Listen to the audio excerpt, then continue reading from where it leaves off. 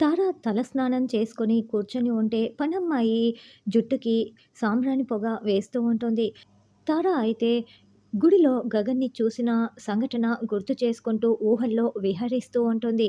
అయితే అప్పుడే కారు దిగి గగన్ వాళ్ళ ఇంటి లోపలికే వస్తూ ఉంటాడు. ఏంటి, తను నా కోసం మనింటికి వస్తున్నాడా అని పరుగులు పెడుతూ చాలా చాలా సంతోషంగా గగన్ ముందుకు వస్తూ ఉంటుంది. ఈ లోపల ధ్రువ అక్కడికి రావటంతో గగన్‌ని కూర్చోమని, "ఏంటి ఇలా వచ్చారు?" అని ధ్రువ మాట్లాడుతూ ఉంటాడు. "నేను సంబంధం గురించి మాట్లాడడానికి వచ్చాను" అని గగన్ చెప్పగానే, తారాతో సంబంధం గురించి వచ్చాడని ఇద్దరూ మురిసిపోతూ చాలా చాలా సంతోషపడుతూ ఉంటారు. "నిన్న యాక్చువల్లీ నేను గుడిలో చూశాను. మీరు చాలా బాగా నచ్చారు. రేపొకసారి మీరు మా ఇంటికి వస్తే మిగతా విషయాలన్నీ కూర్చొని మాట్లాడుకోవచ్చు కదా" అని గగన్ అంటాడు. తార చాలా చాలా మురిసిపోతూ సిగ్గుపడుతూ ఉంటుంది.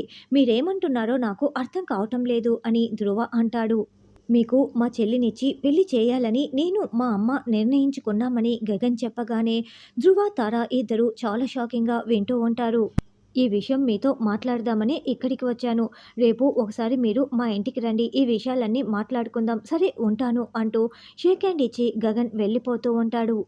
"ఎక్స్‌క్యూజ్ మీ" అని ధ్రువ పిలవగానే, "ఏంటో చెప్పండని" గగన్ వెనుదిరుగుతాడు. "నేను కూడా మీకు ఒక ప్రపోజల్ పెట్టాలనుకుంటున్నానని" ధ్రువ చెప్పగానే, "కట్నం గురించా?"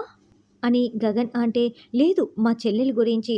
నేను మీ చెల్లెల్ని పెళ్లి చేసుకుంటాను. మీరు మా చెల్లెల్ని పెళ్లి చేసుకోవాలి" అని ధ్రువ తన ప్రపోజల్ చెప్పగానే, గగన్ భూమి గురించి ఆలోచిస్తూ ఉంటే, గగన్ దగ్గర నుంచి ఏం సమాధానం వస్తుందా అని ఇద్దరూ ఆతృతగా ఎదురుచూస్తూ ఉంటారు.